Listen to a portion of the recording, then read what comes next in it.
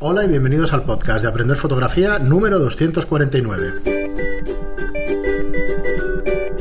Hola, soy Fran Valverde y como siempre me acompaña Pere Larreula. Hola, ¿qué tal?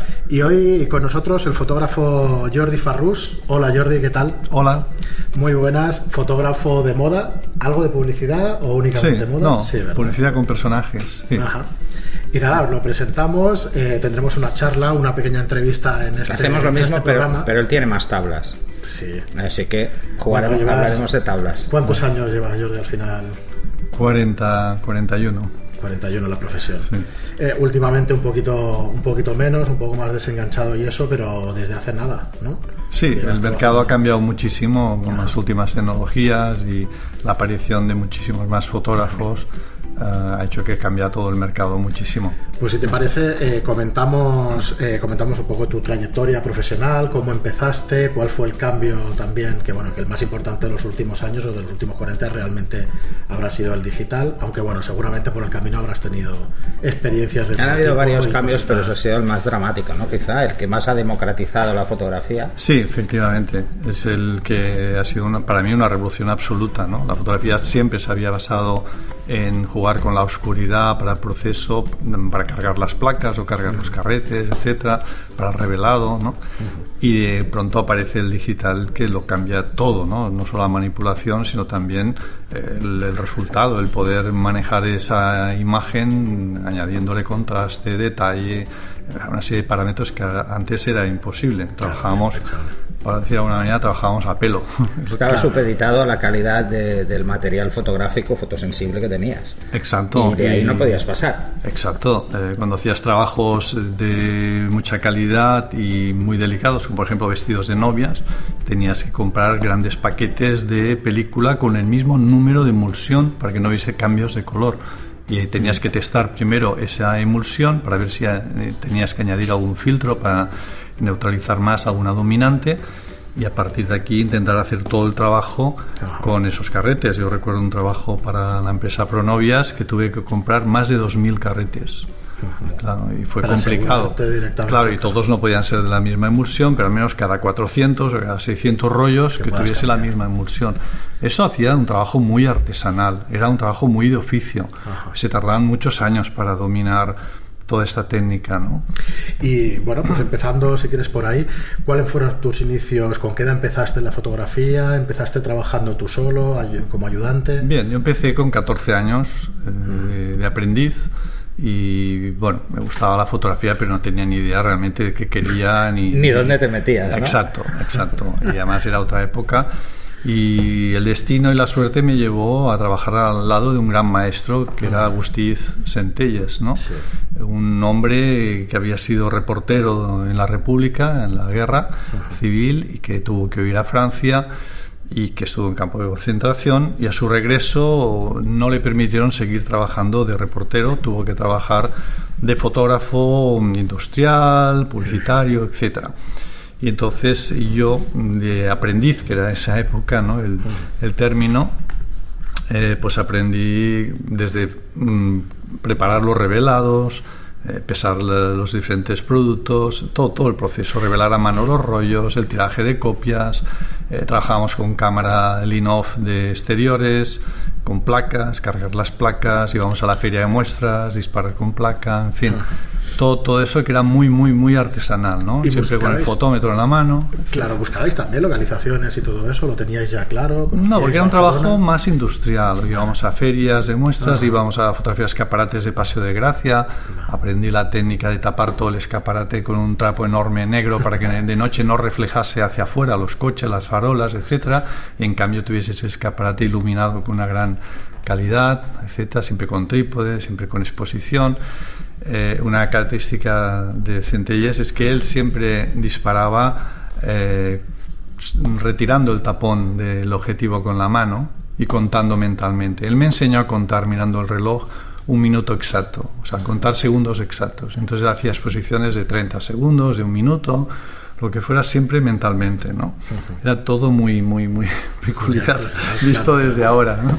Yo una de las primeras cosas que hice así divertidas fue el contar mentalmente una exposición larga para simular un amanecer. ¿Sabes? El sol no sale por donde tú quieres en Barcelona, ni se pone por donde tú quieres, no. Era más un atardecer sobre el mar, con filtro de color y tal, y contar mentalmente, teniendo en cuenta que no había apenas luz ambiente, pero que tenías que evitarlo. Y comprar un disparador, bloquearlo. Claro. Y eso ya estoy hablando de una 35 milímetros. Ahí la técnica te tenías que buscar un poco la vida, porque seguramente no habría ni los disparadores que hay ahora, aunque bueno, al final es darle al botón. Ese era mecánico, era un mecánico. Claro, Centelles, a pesar de que trabajaba con lentes Linhof muy buenas, Schneider, él ya dejaba el obturador abierto con un diafragma concreto, bastante cerrado normalmente, un 11 o un 16. No, recordemos que eran cámaras de placas, 9-12 mínimo y a veces más grande. Y entonces sencillamente retiraba con mucha suavidad el tapón del objetivo y ahí empezaba la exposición y hasta que volvía a tapar. Entonces cambiábamos la placa y volvía a hacer otra exposición. Así. Pero esto de día también, ¿no? De noche y eso, cuando había menos luz. No, de día y de noche. También, ¿no? Las posiciones cambiaban de día también. Trabajaba bastante así. Las sensibilidades... Eran sensibilidades de 25 bajas, asas. Entonces, claro, necesitabas igual 5 segundos para hacer una foto. Ajá, correcto. Más, ¿no? Sí.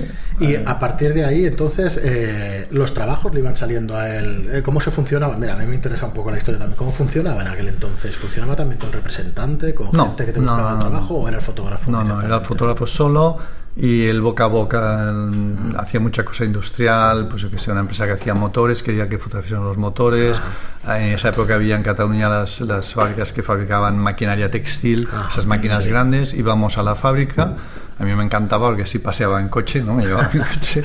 También trabajaba muchas veces con sus dos hijos, que era Sergio y Octavi, y a veces iba con él, con Agustí Centellas, a veces con uno de sus dos hijos.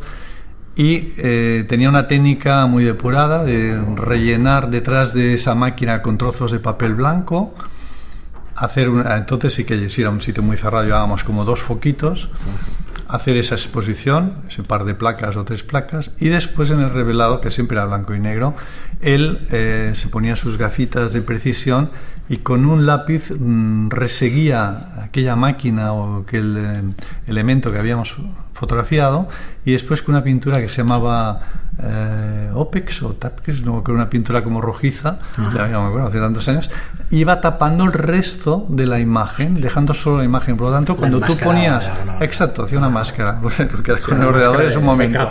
Hacía una máscara, exacto. Entonces colocaba ese negativo en la ampliadora y efectivamente sobre el papel fotográfico solo proyectabas la máquina y salía, al revelar la foto, salía el fondo totalmente blanco, impoluto, y la máquina ya impecable. Claro. Era todo muy artesano. Bueno, lo que estás diciendo de poner mira a Marchi, que está aquí en el estudio también, y eso, y de poner todos los papeles blancos y tal alrededor de una cosa metálica y eso, es que es básico. Pero es para darle... Que no se vean los reflejos. No, pero es para darle contraste. ¿No? Es para darle contraste, para luego poder recortar con facilidad. Claro, él lo hacía lo ponía detrás para poder recortar. Así poder recortar, porque imagínate, si el fondo es muy oscuro, no ves el margen. Y aquí hay un tema que hemos hablado más de una vez. Las cámaras químicas no son como las digitales en cuanto al aliasing, por ejemplo, ¿no? Esos degradados son mucho más bruscos, es más fácil.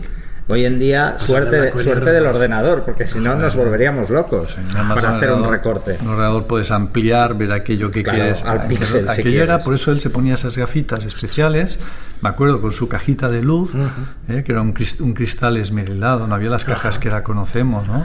Y una bombilla detrás, era una bombilla. Los cristales estos de la Hasselblad normal y corriente. Exacto, y entonces él, allá con paciencia, hacía todo aquello, que eso lo hacía personalmente él, tenía mucha mano. Sí, porque era un gran fotógrafo. A mí me enseñó el ABC de la fotografía. Yo lo conozco de los libros, la verdad es que estoy especialmente motivado con este programa porque historia viva. Es verdad, es que lo conozco de los libros de Agustín años después, al iniciar la democracia, pues se le hizo justicia. Él regresó a Francia, rescató esos negativos que había dejado ocultos ahí, que eran fotos de la guerra, de la República, del campo de concentración. Pensé que este hombre en el propio campo de concentración hacía fotos y las revelaba con unos medios increíbles. Utilizaba la propia cámara, cámara de placas invertida, aprovechando la luz del sol para proyectar sobre el papel fotográfico. Sí, hacía como una cabañita, como una cabaña de indios, pero negra, para poder revelarse. Se ingeniaba una cámara oscura. Exacto, pero en medio de la playa. Él estuvo en un campo de concentración que era una playa. No me recuerdo el nombre, está en libros, ¿no? En Francia, ¿no? Bueno, una generación muy dura, ¿no? Que tuvo una vida muy dura y bueno, y él realmente... Eso hay veces que no se entiende el trabajo de algunos fotógrafos de los años 40 y 50 y no se entiende precisamente porque estamos fuera de contexto, no sabemos cuál era la situación real. Y hemos hablado más de una vez de las fotos de capa, o hemos hablado, por ejemplo, de fotos de Avedon, que para mí es mi ídolo, ¿no? Por decirlo de alguna forma, y no soy nada mitómano, pero hay que entender mucho por qué se hacían esas fotos y la complejidad que tenía hacer esas fotos. No hace mucho tuvimos unos comentarios en el foro sobre entender o no entender las fotos de los saltos lo diré, ahora se me ha ido a mí también, pero de Newton. Sí, no, de Henry. No, ¿de quién era? Del más famoso de los franceses, de los fotógrafos franceses. Bueno, ya no saldrá, no te preocupes. Pues me he despistado yo también. ¿Cartier-Bresson? Cartier-Bresson, perdón. Lo hemos nombrado en casi todos los episodios. Has dicho Henry, pero yo ya el oyente no decía, bueno, no acabo de entender ¿por qué estas serie fotos de retratos son tan... o por qué son tan famosas? Claro, hay que entender el contexto, el porqué, el que son parte de una serie y que es justo el momento, más allá de si estaban preparados. Es el que acuñó la expresión esta del momento decisivo. Claro, la fotografía social, sobre todo la fotografía callejera, este fue uno de los primeros valedores. La fotografía francesa siempre ha sido muy propensa a crear este tipo de escuelas, ¿no? Y bueno, esto es quizá lo más difícil de entender hoy en día, porque hoy en día nos parece como todo, como tan inmediato como levantar el móvil y hacer una foto, pero no era lo mismo. Entonces, claro, se entiende cuando ves con qué cámara, por ejemplo, lo hizo. Hizo esas fotos, ¿no? Sí, es te como das cuenta cuando de que de fácil no tiene nada. Cuando yo explico toda la dificultad que había para todo, ¿no? Pues claro, bueno, la gente tú antes, que fuera es de joven, micro, me comentabas que tú trabajabas con diapo. Claro, se y trabajaba con estamos diapo. hablando de 5 pasos de rango dinámico. Claro, se trabajaba con diapositiva porque era lo que daba más calidad al imprimir. El negativo perdía mucho, que tenías que positivar, ¿no? Y perdía detalle y todo. La diapositiva era mucho más fiel en cuanto a resolución, ¿no? Y por eso te exigían los clientes trabajar en diapositiva, en transparencia. Y eso era súper crítico, porque 2 puntos ya te habías cargado la foto y no podías en el revelado corregir más. Podías forzar un poco, 1 punto o 2. Un punto quiere decir 1/3 escaso, 2, forzar. No es lo mismo que y ya cambiaba, podía cambiar un poco el color y tal.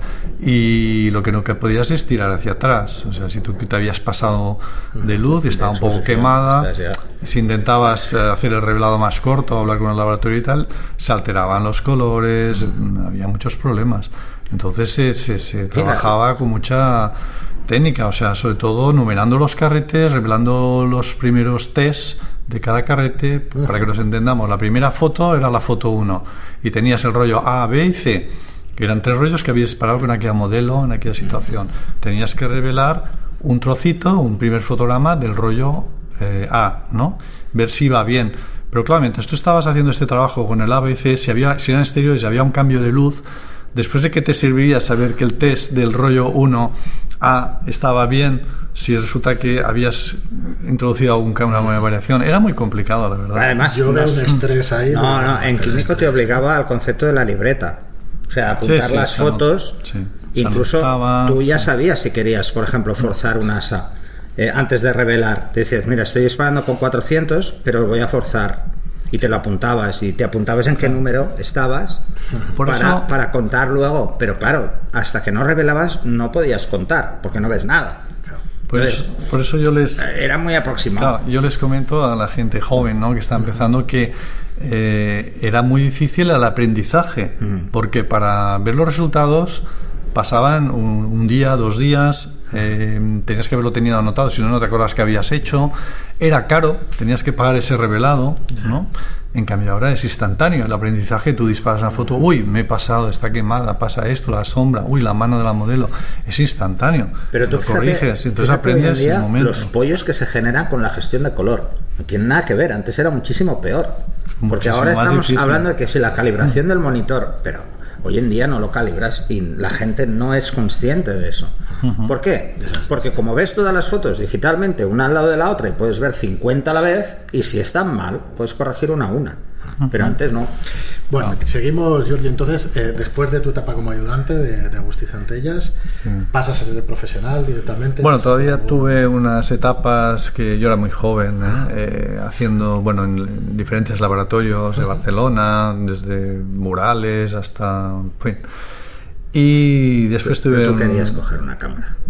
Bueno, yo vi claro que lo que me gustaba era disparar, no estar en los laboratorios, aunque fue una enseñanza muy interesante todo lo que aprendí.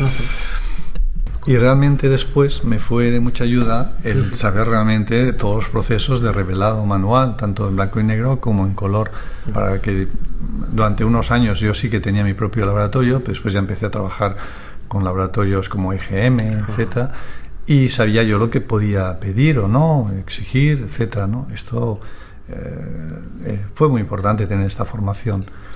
De todas maneras, yo no empecé hasta después del servicio militar a trabajar ya por mi cuenta.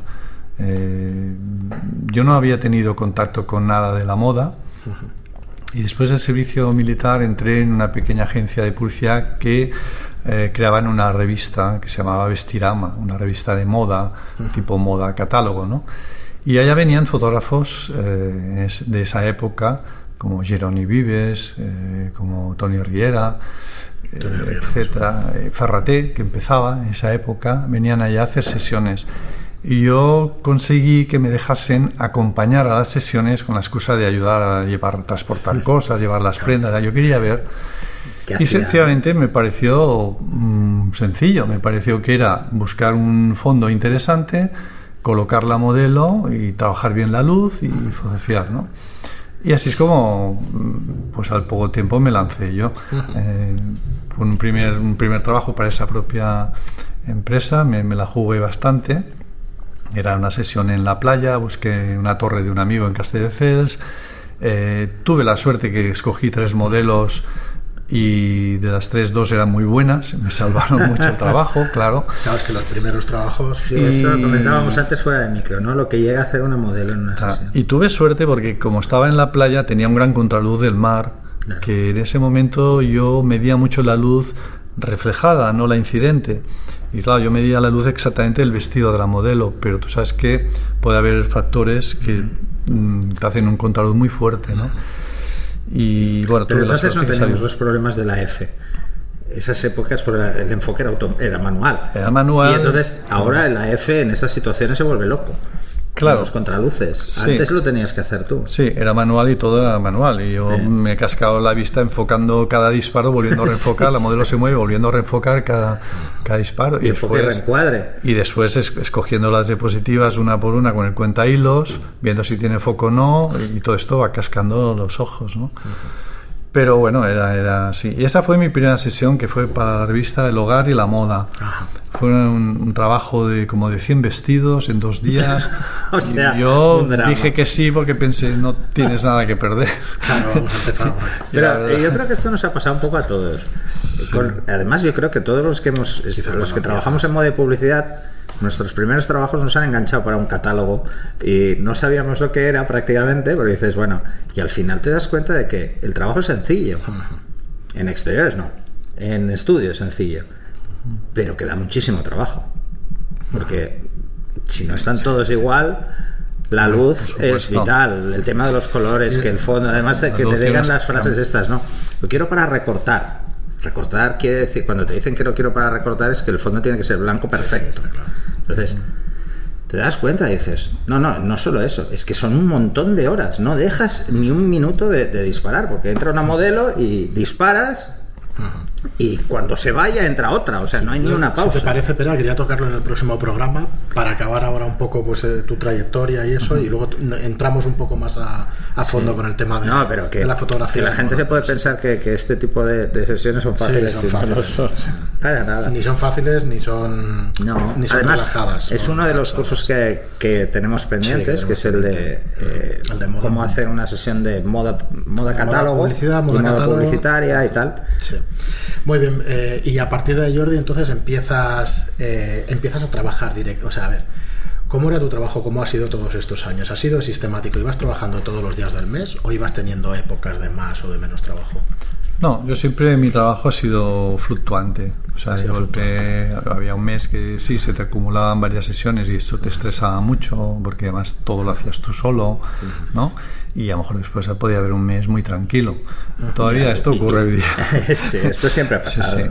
Yo quizá en los últimos años me fui especializando más, porque quizá mi técnica con los vestidos blancos, los vestidos de novia, han sido casi unos 10 años que he trabajado para la empresa Pronovias.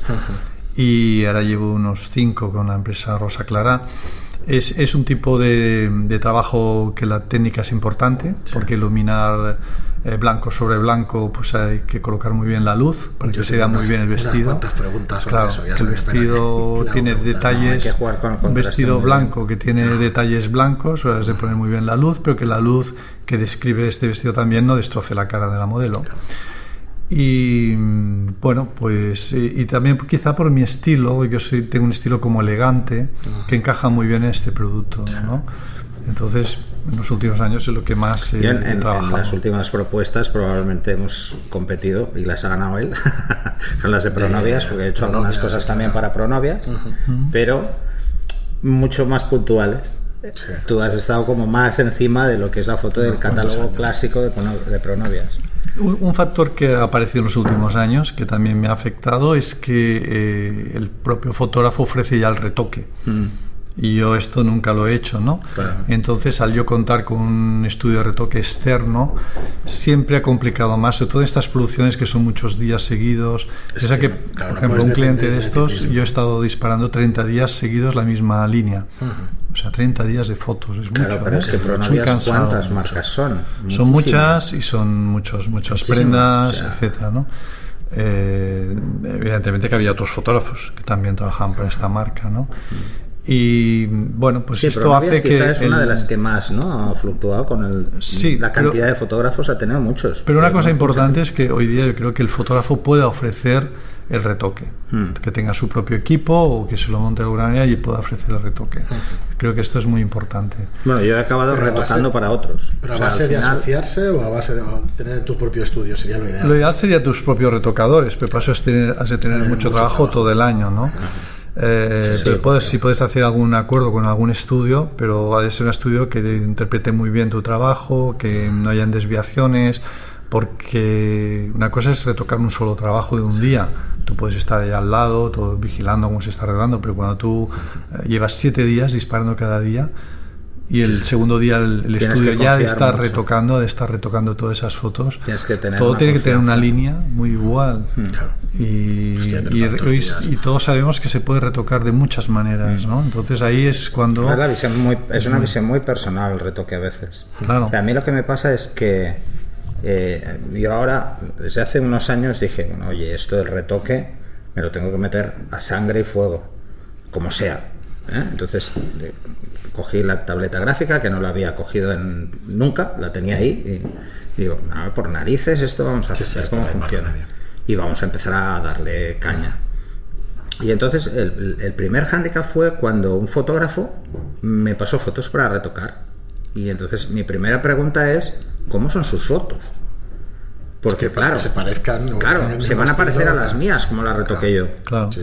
Y no deben parecerse a las mías, deben parecerse a las suyas, ¿no? Y es muy personal. Y esto muchas veces en el mercado lo que ha obligado es a la gente a irse a retocadores fuera por un tema de costes. Pero ¿cómo explicas todo esto? No estás ahí. O sea, yo me encontré en una sesión de un editorial que tuvimos que contar con un retocador muy bueno, un retocador alemán muy bueno, pero no le cuadraba al cliente, ni a mí, ni a nadie. Y llegamos a tener 7 versiones de cada foto. Y eso es una barbaridad, porque el tiempo no te deja cumplir plazos, vas colgado constantemente. Entonces fue mi famoso año loco, ¿no? O sea, ya no podía ni retocar ni contar con nadie aquí. Incluso llegamos a traer una retocadora, una chica ucraniana que es retocadora y muy buena. Se vino a Barcelona, estuvo con conmigo en el estudio y tal. Claro, pero luego mantén el ritmo de trabajo para poder... No puedes. Eso es lo que pasa. Es lo que comentábamos. El problema es que tú puedes tener una persona que interprete muy bien tu trabajo, que tú le digas como lo quieres, etcétera, pero de golpe, en un momento determinado, aparece un volumen de trabajo y esa persona tiene sus propios clientes. Claro. Y cuando estamos hablando de una sesión de un día, muy bien, pero cuando estamos hablando de una sesión de 7 o 10 días, estamos hablando de un mogollón de fotos. 250, 350 imágenes. Y además, un vestido de novia tiene mucho retoque. Hay que estar trabajando todas las arrugas, el vestido, estirar la modelo, el licuado, etcétera. El licuado hay que tener mucha gracia en hacerlo bien, porque si no estás haciendo un monstruo, estás haciendo una jirafa desproporcionada, que hay que saber muy bien cómo hacerlo. Han habido casos muy bestias en revistas de publicar auténticas animaladas. Claro. Por un retoque excesivo. Pero además hay que dominar muy bien, por ejemplo, cuando la gente me pregunta el tema del Dutch Jambon, si realmente sirve. Mira, precisamente para los vestidos de novia es vital, porque todas esas sombras excesivas hay que bajarlas, hay que subir un poquito otras. O sea, esos detalles da mucho trabajo. Y cada modelo es diferente, tiene una piel diferente, etcétera. Y bueno.